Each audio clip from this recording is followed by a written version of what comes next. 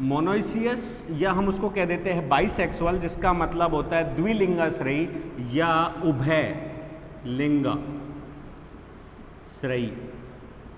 ठीक है, उभय लिंग, उभय का मतलब हो गया जिस फ्लोर में दोनों प्रकार के सेक्स ऑर्गन्स प्रेजेंट हैं।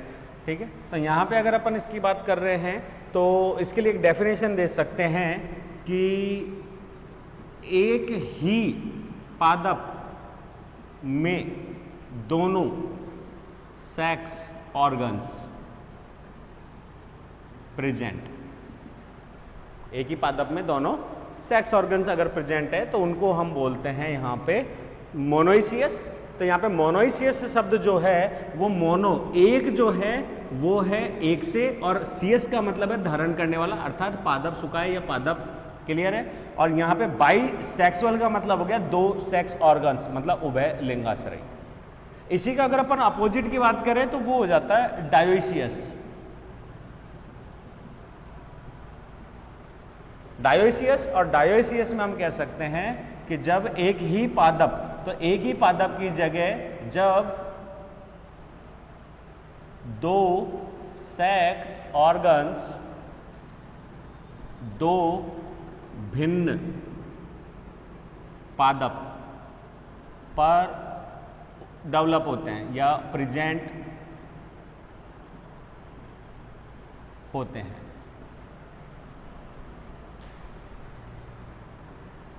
ठीक है, जब प्रेजेंट पादप पर प्रेजेंट होते हैं, दैट इज डायोइसियस। और इसको हम बोल सकते हैं मोनोसेक्सुअल।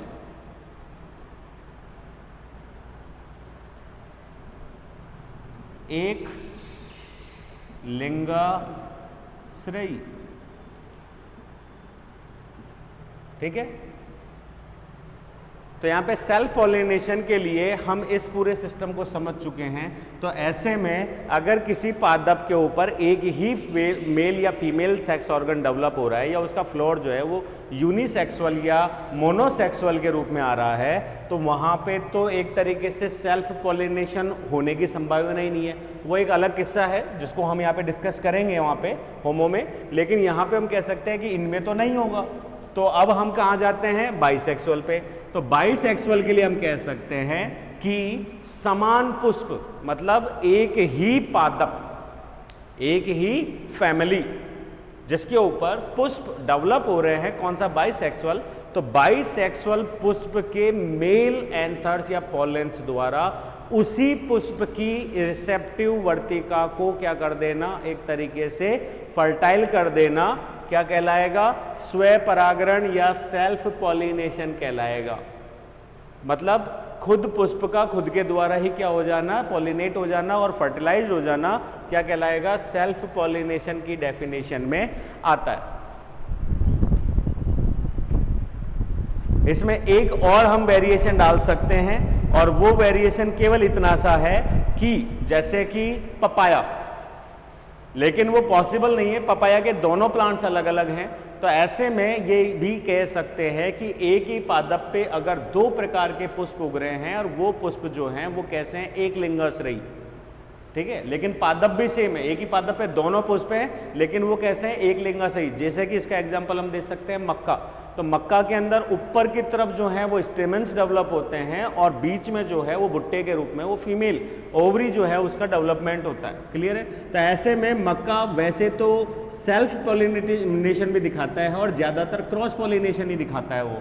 तो ऐसे में यहाँ पे मक्का का भी एग्जाम्पल हम ले सकते हैं। इस वाले में तो हमने कह दिया कि एक ही पुष्प अपने ही ऑर्गन्स को क्या कर देता है, पॉलिनेट कर देता है, दैट इज सेल्फ पॉलिनेशन। लेकिन यहाँ एक एग्जांपल अगर अपन जैसे मक्का टाइप का लें तो उसमें भी लिख सकते हैं कि एक ही पादप पर उगने वाले दो बाइसेक्सुअल फ्लोर्स अगर एक दूसरे से अपोजिट हैं और वो अगर अपने आप को पॉलिनेट कर देते हैं तो उसको भी हम सेल्फ पॉलिनेशन में ही लेंगे। हालांकि ये जो टिप्पणी है ये थोड़ी विवाद है इसके ऊपर, लेकिन हम इसको भी किसमें, सेल्फ पॉलिनेशन में ही ले सकते हैं। कारण क्योंकि वो जो फूल हैं वो जेनेटिकली क्या है, सेम।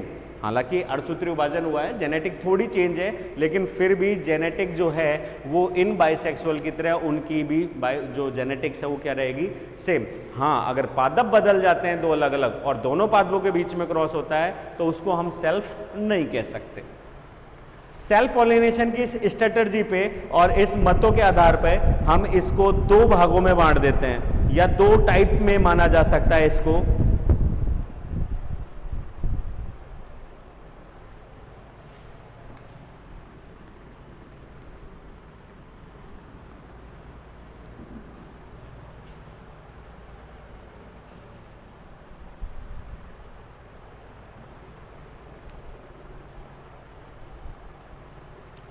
दो टाइप्स में इसको माना जा सकता है। इसी का टाइप फर्स्ट की अगर अपन बात करें तो हम कह सकते हैं ऑटोगैमी। हम यहाँ सेल्फ पॉलिनेशन में कई सारे प्लांट्स को दे सकते हैं, जैसे कि हम मटर दे सकते हैं, यहाँ पे मिराबिलस जलापा दे सकते हैं, मैनी मोर ऐसे प्लांट्स हैं जो कि सेल्फ पॉलिनेशन। अगर हम घास कुल की बात करते हैं तो वो भी यहाँ पे सेल्फ पॉलिनेटेड फसलों में आती है सारी, तो वो हम यहाँ पे दे सकते हैं। हम दो कैटेगरीज में उसके एग्जांपल्स को और इलिब्रेट कर देते हैं। तो ओटो का मतलब हो गया स्वतः और गैमी का मतलब हो गया गैमिटोजेनेसिस। तो स्वतः है परागण और स्वतः, या इसमें एक वर्ड और आ जाता है दैट इज एंटोगैमी। एंटो का मतलब हो गया स्वक, स्वक परागण।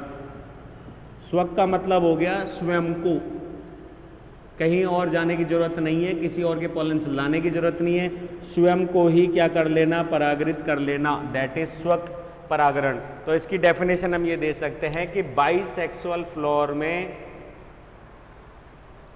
पॉलिनेशन जो हो रहा है वो खुद ही के स्टेमन्स या खुद ही के पोलन ग्रेन्स का खुद ही की वर्तिका को क्या किया जा रहा है, पॉलिनेट किया जा रहा है। इस प्रकार के सिस्टम को हम कह सकते हैं यहाँ पे स्व परागण। और उसमें हम एग्जाम्पल ले सकते हैं आराम से घास कुल को। और इसमें सबसे बड़ी बात यह है कि जो पुष्प है और दोनों के दोनों जो सेक्स ऑर्गन्स हैं उनकी आनुवांशिकी और दोनों की जो परिस्थिति है वो भी क्या है, एक तरीके से सेम, कोई दिक्कत नहीं आ रही वहाँ पे पॉलिनेशन के अंदर। और सबसे बड़ी मान्यता अगर अपन इस चीज़ की माने तो हम इसमें जो प्लांट ब्रीडिंग में पढ़ के आए हैं, प्लांट ब्रीडिंग के अकॉर्डिंग हम यहाँ पे एक तरीके से प्रोजेनी जो हमारा था संकरण वो, या प्योर लाइन ब्रीडिंग की अगर हम बात करें तो प्योर लाइन ब्रीडिंग जो है वो हमको इससे मिलती है। लक्षणों की शुद्धता बनी रहती है, बाह्य लक्षण अंदर नहीं आते। ठीक है, वो हम एडवांटेज एंड डिसएडवांटेज में और डिस्कशन कर लेंगे। तो ये हमारा हो गया पॉइंट। सेकेंड पॉइंट यहाँ पे जो हम ले रहे हैं वो है जीटोनोगैमी।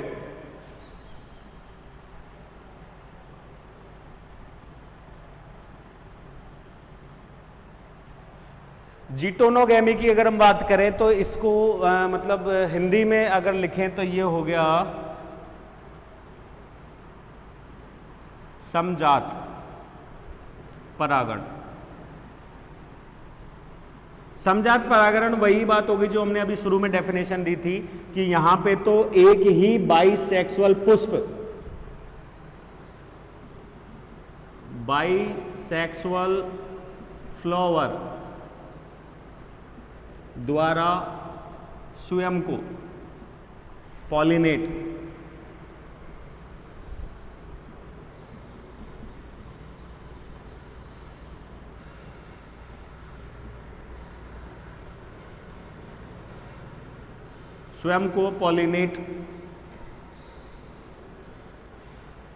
करना।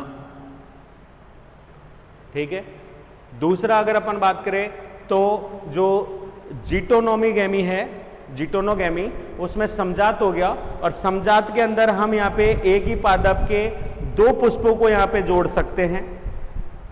एक ही पादप के दो पुष्प, एक ही पादप पर दो पुष्प, और ये पुष्प कौन से होंगे, यूनिसेक्सुअल और बाईसेक्सुअल।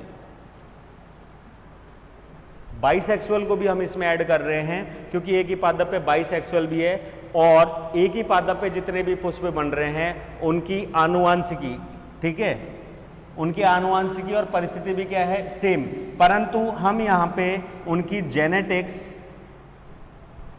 एंड एनवायरमेंटल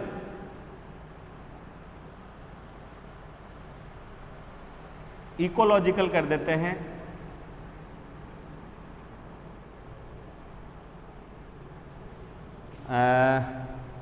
प्रॉपर्टीज या अडेप्टेशंस के आधार पर 2 टाइप्स में बांट देते हैं इसको, ठीक है। किसको?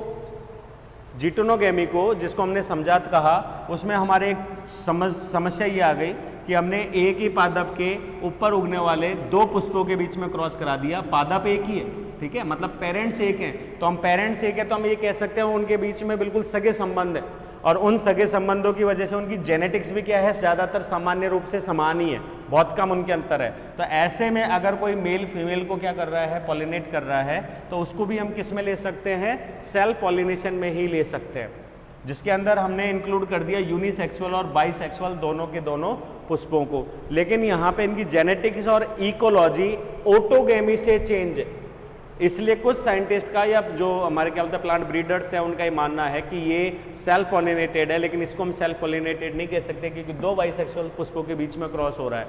तो इसके लिए हम यहाँ पे इसको 2 भागों में बांट रहे हैं। फर्स्ट इसके अंदर हम ले सकते हैं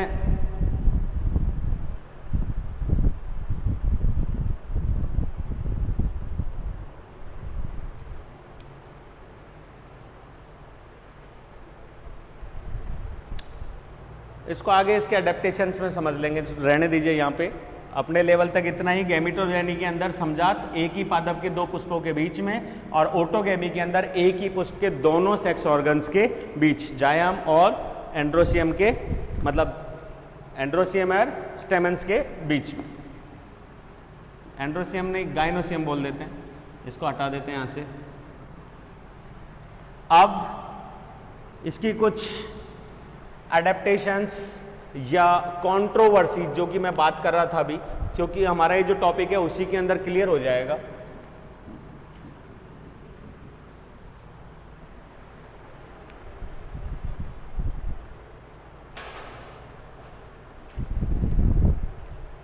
कॉन्ट्रीवनेंस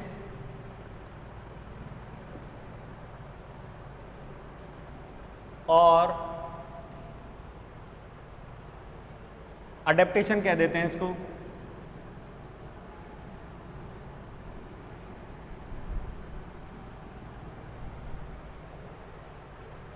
of self pollinated, adaptations of self pollinated.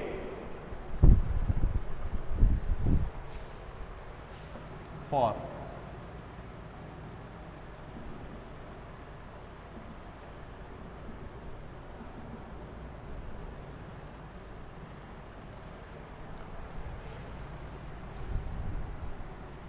ठीक है।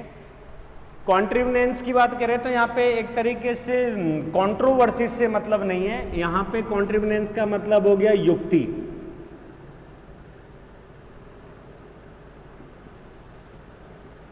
ठीक है, या एक तरीके से यहाँ अडेप्टेशन का मतलब हो गया अनुकूलन। कहने का मतलब है कि सेल्फ पॉलिनेशन हो सके इसके लिए पुष्प जो हैं वो कुछ ऐसी युक्ति, ठीक है, या अडेप्टेशंस अपनाते हैं ताकि उनके अंदर क्रॉस पॉलिनेशन ना हो सके, केवल क्या हो जाए, सेल्फ पॉलिनेशन हो जाए। और उसके लिए सबसे बेस्ट जो फर्स्ट कॉन्ट्रीवनेंस है जिसको हम यहाँ पे दे सकते हैं एक तरीके से क्लस्टोगेमी।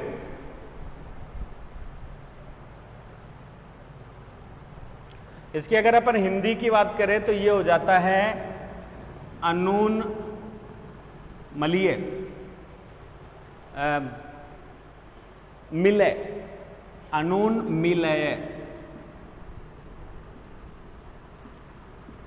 हिंदी थोड़ी अजीब है, देख लेना इसको। अनून मिलय समझ में भी नहीं आ रहा है क्या मतलब हुआ इसका। अनून मिलय का मतलब ऐसा है कि दूसरा कोई मिल ही नहीं सकता। कारण इसको क्लस्टोगैमी को ऐसे मत समझिए, क्लस्टोगैमी को अभी एग्जाम्पल से समझिए, अपने आप ही क्लियर हो जाएगा। क्लस्टोगैमी का मतलब होता है ऐसे प्लांट्स जिनके फ्लावर छोटे हैं, क्लियर है। दूसरा अनाकर्षक है,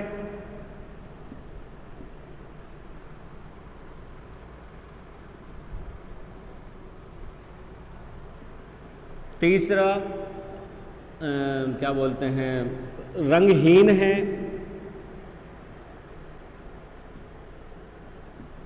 चौथा नेक्टर फ्री, मकरंद भी नहीं है,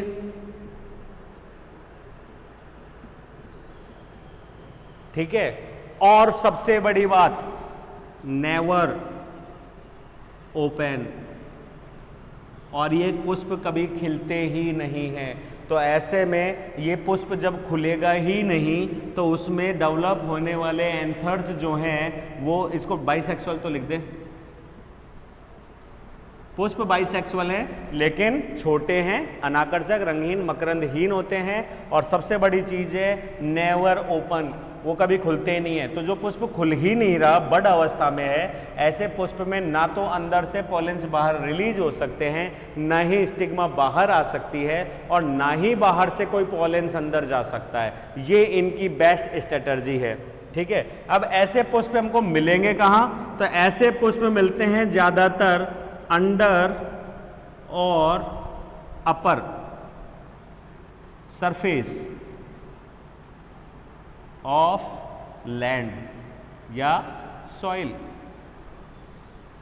और कभी कभी एंड वाटर, कभी कभी पानी में या जमीन की सतह के नीचे दबे हुए होते हैं, इसलिए ये ओपन नहीं होते। ये क्लस्टोगैमी का सबसे बड़ा लक्षण है, ठीक है। अब क्लस्टोगैमी की अगर अपन बात करें तो केवल और केवल इसके अंदर यही एग्जाम्पल्स हैं कि ये पुष्प जो हैं वो सदैव कैसे रहते हैं, बंद रहते।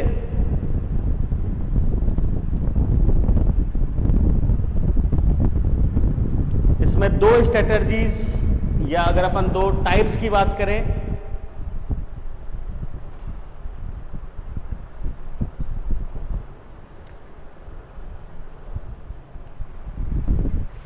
तो दो टाइप्स में हम इसको बांट सकते हैं।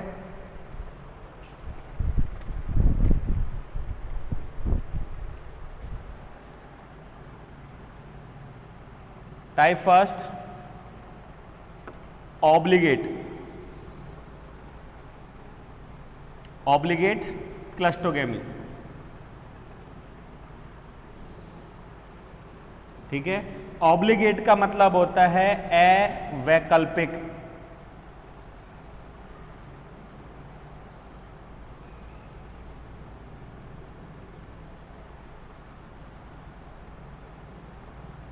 अवैकल्पिक अनुमील्य जो है पुष्प, जिसके पास कोई विकल्प है ही नहीं, ठीक है।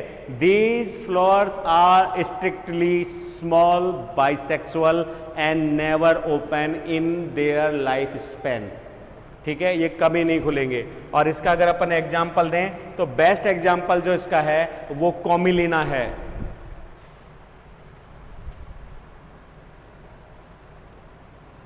कॉमेलिना, कॉमेलिना, कॉमी, COMME, कॉमिलिना।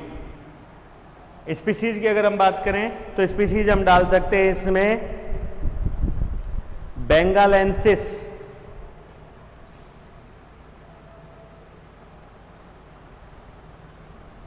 बेंगालेंसिस, ये इसकी स्पीसीज है, ठीक है। और कॉमिलिनिया भी काफ़ी है, सफिशिएंट है एग्जाम्पल के लिए। तो यहाँ पे हम कह सकते हैं कि इस प्रकार के पुष्प हमेशा छोटे और टिपिकल क्लस्टोगैमी होते हैं जो कभी जीवन चक्र में नहीं खुलते। टाइप 2, टाइप 2 की अगर हम बात करें तो यहाँ पे हम देख सकते हैं, यहाँ पे फैकल्टेटिव,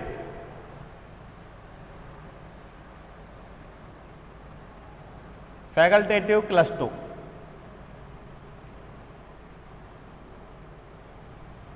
फैकल्टेटिव क्लस्टोगैमी।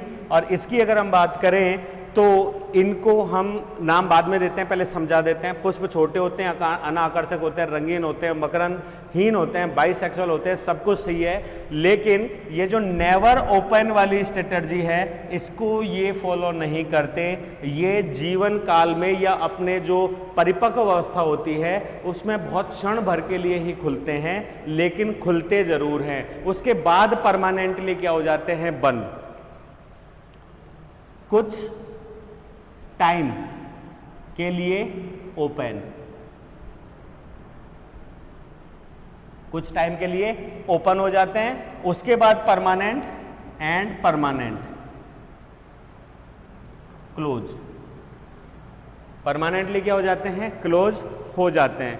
इसी वजह से हम इसका एक नाम और दे सकते हैं, वो है सूडो क्लस्टो गैमी। सूडो क्लस्टो गैमी। क्लियर है?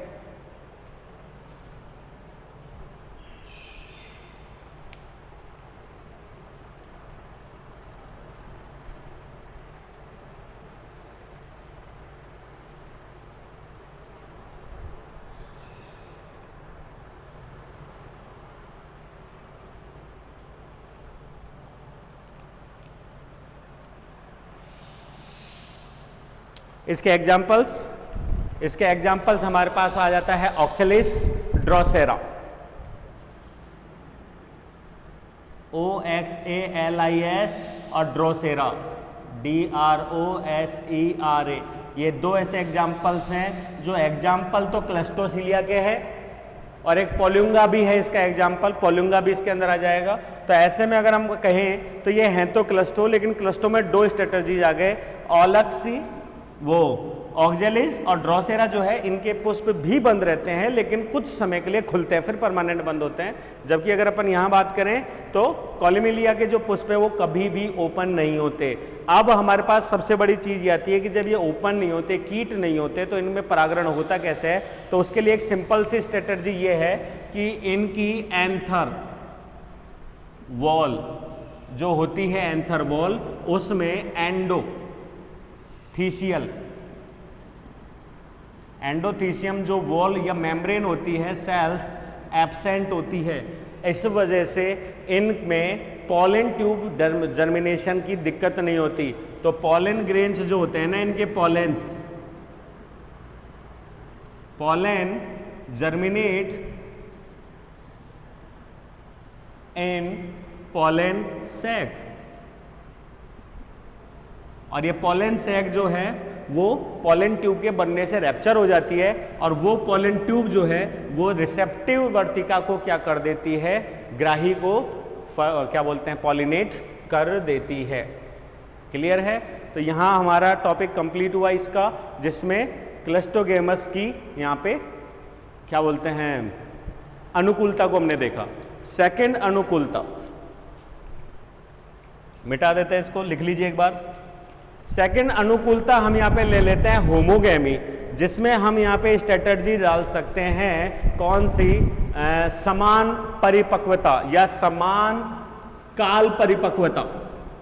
हिंदी बड़ी अजीब है लेकिन अर्थ निकल रहा है, अर्थात समान समय पर अगर यहाँ पे पुष्प जो है वो सेल्फ पॉलिनेटेड होना चाहता है तो क्या क्या स्ट्रेटर्जी अपनाएगा? तो सबसे पहली तो स्ट्रेटर्जी वो ये अपनाएगा कि जो मेल और फीमेल है ऑर्गन, सेक्स ऑर्गन्स, वो समान आकार के हों और पास पास हों, एक चीज। दूसरी वो ये चाहेगा कि दोनों के दोनों जो हैं वो एक दूसरे को क्या करें? आकर्षित करें। तीसरी चीज वो चाहेगा कि उन दोनों के बीच में क्या हो? परिपक्वता का जो समय है वो बिल्कुल समान हो, जिसकी वजह से जो ही वहां पे एंथर्स परिपक्व होने लगे उसी वक्त वर्तिका भी क्या हो जाए? ग्राही, या फिर ग्राही हो जाए ना वर्तिका, तब एंथर्स का क्या हो जाए? स्फोटन हो जाए, और पोलन से डायरेक्ट उसी को ही क्या कर दे? उसी के अंदर ही गिरे। तो ये स्ट्रेटर्जी अगर मिलेगी तो पोलन वो सेल्फ पॉलिनेशन की ये शानदार अनुकूलन होगा। तो फर्स्ट अनुकूलन हो गया हमारा क्लस्टोगैमी, और सेकेंड हम यहाँ पे दे सकते हैं होमोगैमी। होमोगैमी के लिए हम यहाँ पे अगर कहें तो इसको लिख सकते हैं समान काल परिपक्वता, समान काल परिपक्वता,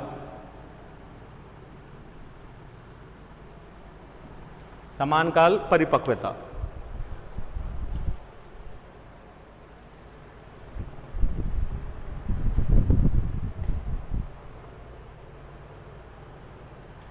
ठीक है, समान काल परिपक्वता में हम यहाँ पे बेस्ट एग्जांपल ले सकते हैं गार्डिनिया, या पहले इसकी डेफिनेशन दे दें। तो डेफिनेशन इतनी है कि द्विलिंगी फ्लावर में दोनों सेक्स ऑर्गन्स गाइनोसियम एंड स्टेमन का जियोलॉजिकल एंड क्या हो मैच्योरेशन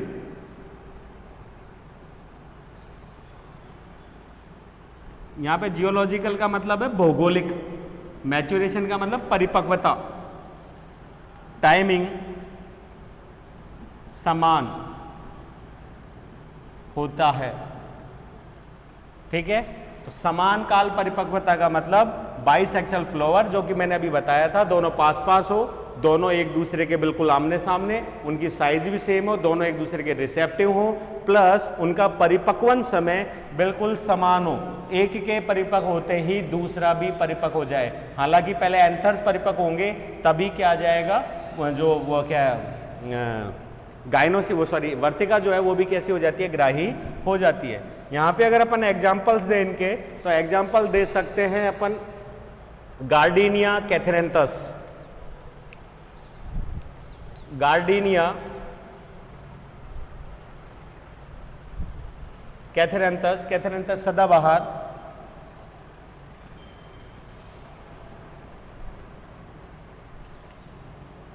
गार्डिनिया कैथेरेंथस। ठीक है, तो यहां पे इसके लिए एक वर्ड और आता है जिसको स्टार डाल के अलग से हम लिखेंगे, जिसमें हम लिखते हैं कैस्मोगैमस, अलग से लिख देता हूं।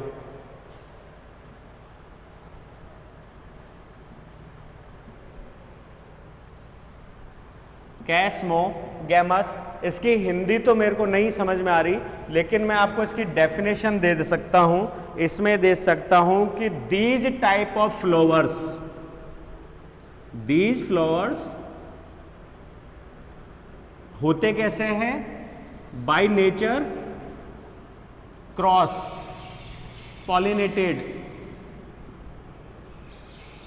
क्लियर है। लेकिन जब इनकी पॉलिनेशन की स्ट्रेटेजीज पूरी नहीं होती क्रॉस की, मतलब इन्होंने इंतजार किया क्रॉस पॉलिनेशन का और क्रॉस पॉलिनेशन नहीं हो पा रहा, तो ये वो पुष्प होते हैं जो एक तरीके से फैसिलिटेट हो जाते हैं किसमें, सेल्फ पॉलिनेटेड में।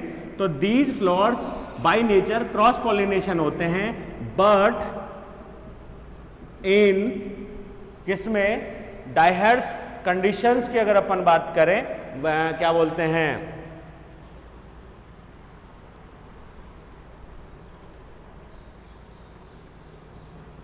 विपरीत परिस्थितियों में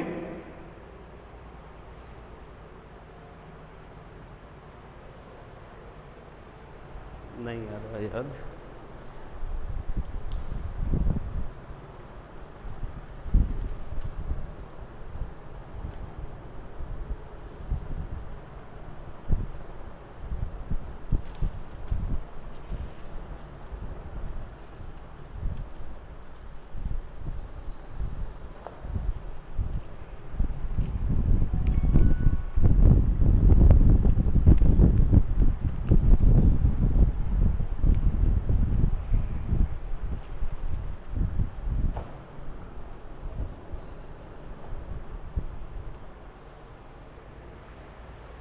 टर्म याद नहीं आ रही है अभी, कुछ वैसा लिख देते हैं कि these flowers are by nature कैसे हैं, क्रॉस पॉलिनेटेड है, but when cross pollination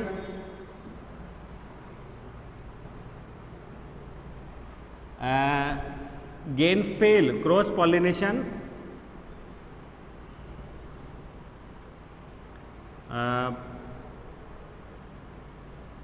gain failed,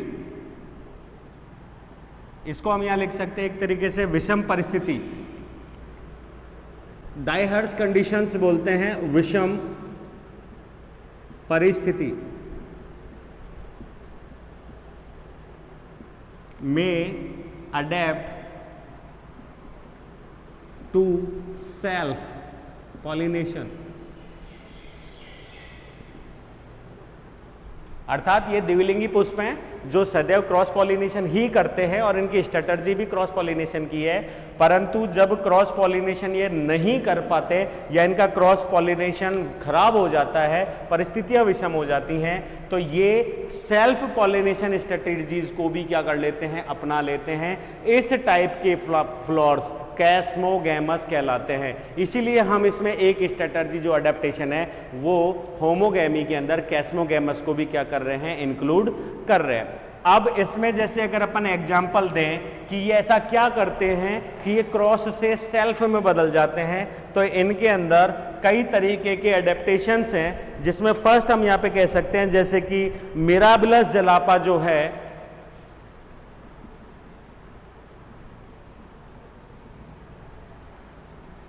mirabilis जलापा जो है, इसमें क्या हो रहा है कि ये इसकी स्टेमन फिलामेंट, स्टेमन का फिलामेंट प्लस क्या स्टाइल, वर्तिकाग्र की वर्तिका और स्टेमन का फिलामेंट जो तंतु हैं आपस में क्या हो जाते हैं, आपस में सर्पिलाकार स्पाइरल, आपस में सर्पिलाकार स्पाइरल हो जाते हैं। ठीक है, फिर क्या होगा, ऐसे में जो ही स्टेमन्स परिपक्व होंगे, स्टाइल बिल्कुल वही है, प्याले जैसी संरचना स्टिग्मा की वहां होगी, और स्टेमन्स जो ही स्फुटित होंगे, वो क्या बोलते हैं, वो एंथर्स, पॉलेंस डायरेक्ट किसके द्वारा रिसीव कर लिए जाते हैं, वर्तिका के द्वारा स्ट्रिप वो रिसीव कर ली जाएंगे, और यहाँ पे क्रॉस पॉलिनेशन की जगह क्या हो जाएगा, सेल्फ पॉलिनेशन कंप्लीट हो जाएगा। एक एग्जांपल यहाँ पे अगर अपन गार्डियाना का दे, जो कि हम यहाँ दे चुके हैं, गार्डियाना में क्या हो रहा है कि जो पॉलेंस हैं उनको रिसिप्ट करने के लिए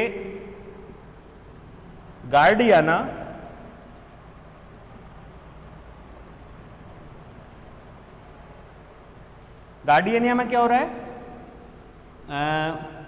पॉलेंस को, मैच्योर पॉलेंस को क्या बोलते हैं, रिसिप्ट करने के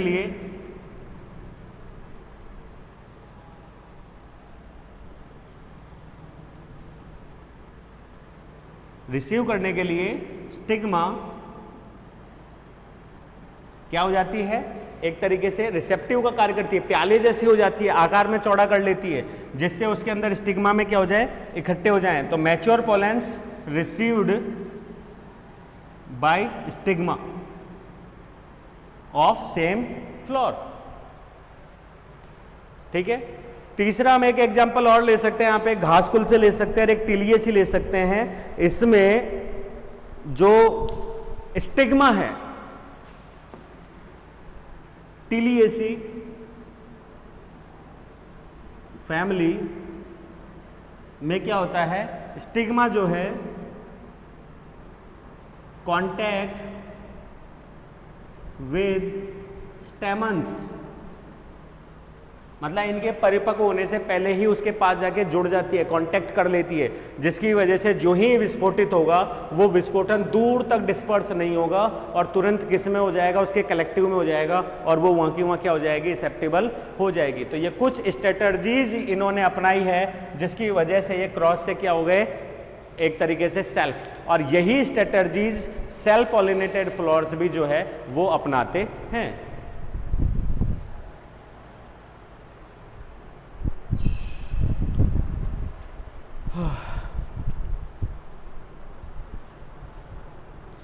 अब इसके बाद सेल्फ पॉलिनेशन कंप्लीट, इसमें कुछ एडेप्टेशंस एडवांस और डिसएडवांस कैरेक्टर्स हम यहाँ पे आइडेंटिफाई कर सकते हैं कि क्रॉस में और सेल्फ में क्या अंतर है,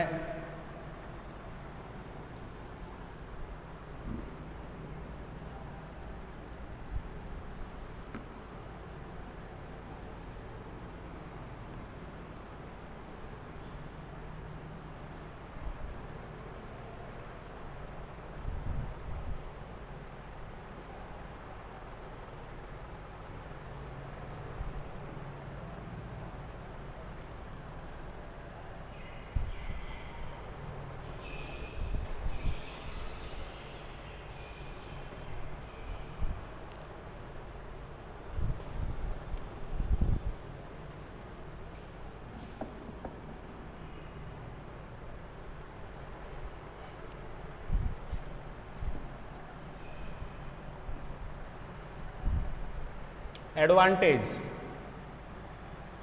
of self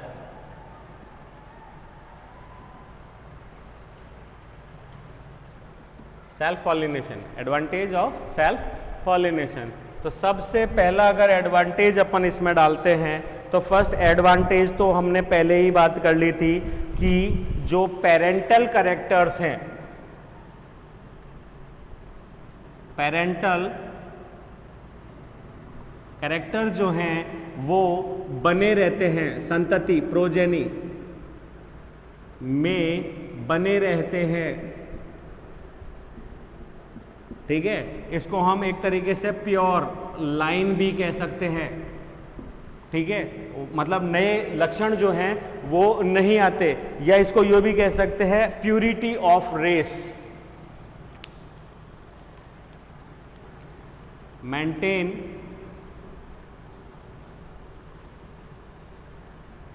the purity of race by this method. दूसरा एडवांटेज, क्रॉस पॉलिनेशन होने के कारण एक तरीके से पॉलेंस बने और डायरेक्ट ग्राही, पॉलेंस बने डायरेक्ट ग्राही। ऐसे में number of pollens, number of pollen, ठीक है, फॉर पॉलिनेशन क्या चाहिए कि बहुत ही कम संख्या गिर जाएगी, बहुत ज़्यादा संख्या में हमको जरूरत नहीं पड़ेगी। Number of pollen grains for pollination reduce,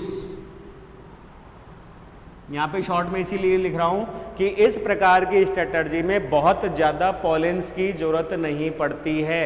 ठीक है, सिंपल पॉलेंस से भी यहां पे काम हो जाता है, क्योंकि यहां पे डिस्पर्स करने ही नहीं है। सिंपल पॉलेंस से मतलब कुछ सैकड़ों पॉलेंस भी अगर हम सीक्रेट करते हैं तो कोई ना कोई तो पेनिट्रेट करके माइक्रोपाइल तक पहुंचेगा। ठीक है, तीसरा अगर हम बात करें तो इसमें एक तरीके से जो पॉलन एजेंसीज हैं या पॉलन एजेंट्स हैं, नो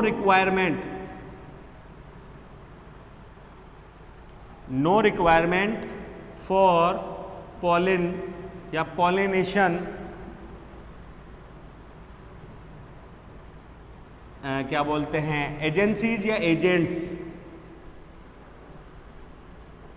और एजेंसीज क्या यूज में लेते हैं हम सबसे ज्यादा, तो बाई एयर, ठीक है, दूसरा वाटर, सबसे ज्यादा 82% किस पे जाता है, इंसेक्ट, ठीक है, उसके अलावा एनिमल्स, बर्ड्स, रेप्टाइल्स। क्लियर है? तो ये जो पोलन एजेंसीज है इनके ऊपर निर्भर नहीं होना होगा, क्योंकि हमको जरूरत ही नहीं है इनकी। ठीक है, फोर्थ पॉइंट अगर इसमें हम डालें तो हम ये डाल सकते हैं कि इसकी वजह से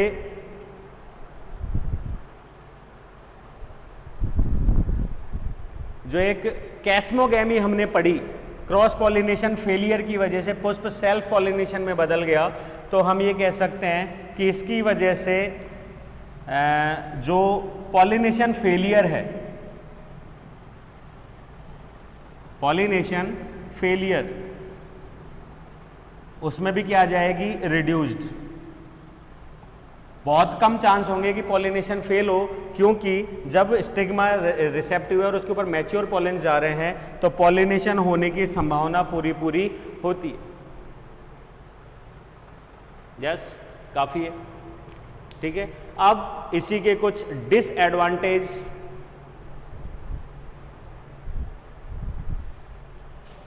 इन्हीं कैरेक्टर से समझ लेते हैं।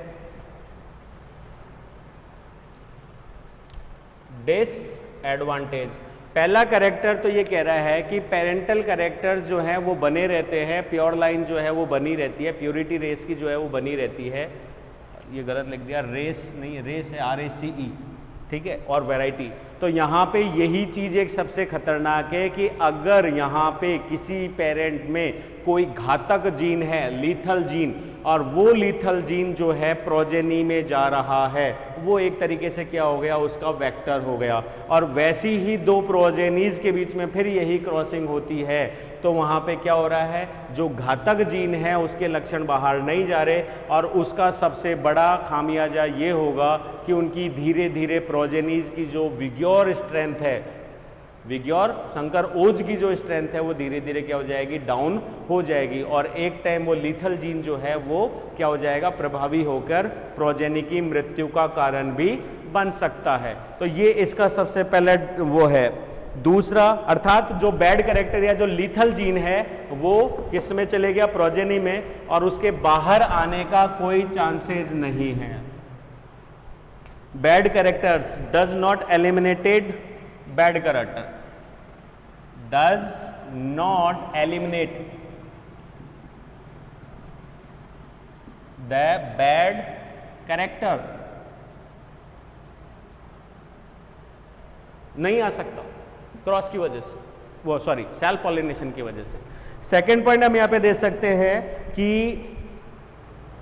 जो अभी बन रहा था प्योर लाइन, तो प्योर लाइन की वजह से एक ही एक कैरेक्टर सामने आ रहे हैं।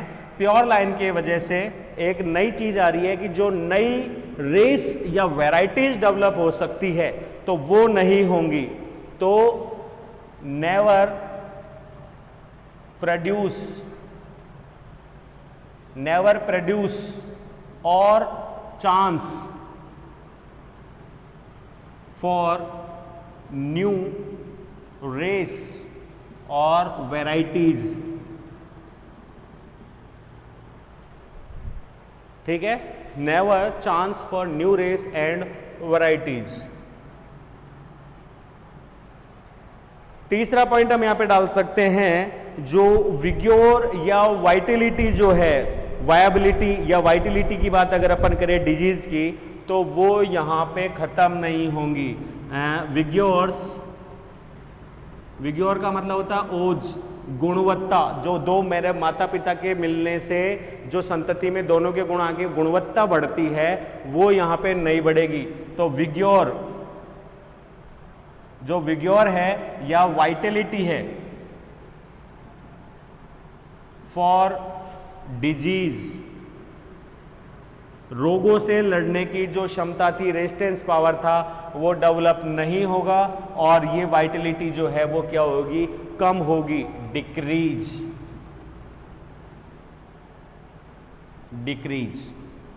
ठीक है, डाउन होगी। चौथा पॉइंट हम यहां पे देख सकते हैं, वही जो रोगों के प्रतिरोधकता थी उसकी वजह से, जैसे मैं आपको बताऊं कि दोनों माता पिता अगर आनुवांशिक डिजीज से ग्रसित हैं तो उनके संतति में उस रोग के जाने के चांसेस बहुत ज़्यादा होते हैं, ठीक है। तो ऐसे में अगर दोनों ही वाहक हैं, अब अगर हम क्रॉस में दोनों को कराएंगे तो संतति पक्की बात है आनुवांशिक रोग से ग्रसित होगी। ऐसे में अगर हम दोनों पेरेंट्स को अगर एक नॉर्मल से क्रॉस करवा दें, मतलब बाहर से कैरेक्टर्स को ला दें, सेल्फ की जगह क्रॉस, तो ऐसे में उनकी रोग प्रतिरोधक क्षमता बढ़ेगी और विग्योर में बढ़ोतरी होगी। तो हम कह सकते हैं immunity for disease in progeny decrease. इन सारे पॉइंट्स को हम याद करेंगे, यही डिसएडवांटेज क्रॉस पॉलिनेशन में एडवांटेज के रूप में सामने आएंगे। तो इम्यूनिटी क्या हो गई, बढ़ गई। उसके बाद में अगर हम बात करें एवेबिलिटी ऑफ अडेप्टेशन,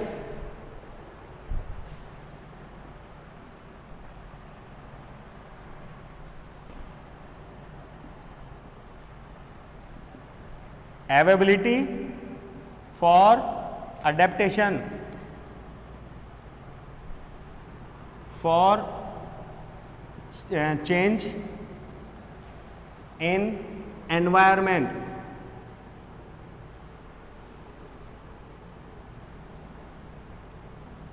decrease, जो हमें बदलने का गुण है एनवायरमेंटल चेंजेस के साथ, वो क्या हो जाएगा, डिक्रीज हो जाएगा, जिसकी वजह से तुरंत रोग ग्रसित हो जाते हैं, या सिंपल किसी भी डिजीज से क्या हो जाता है, रेजिस्टेंस पावर कम हो जाती है या इम्यूनिटी कम हो जाती है और रोग ग्रसित होकर ईल्ड में क्या आ जाती है, कमी, ठीक है। उसके बाद हम कह सकते हैं कि धीरे धीरे डिप्रेशन आता जाएगा, जिसको हम बोलते हैं अवनमन, इनब्रीडिंग डिप्रेशन, धीरे धीरे क्या जाएगा, इनब्रीडिंग, डिप्रेशन जो है वो आ जाएगा, अवनमन। चौथा, जब नई वैरायटी और ट्रेड्स या रेसेस को ही हम डेवलप नहीं कर रहे, तो इस प्रकार के पॉलिनेशन से नो रोल इन किसमें, इवोल्यूशन।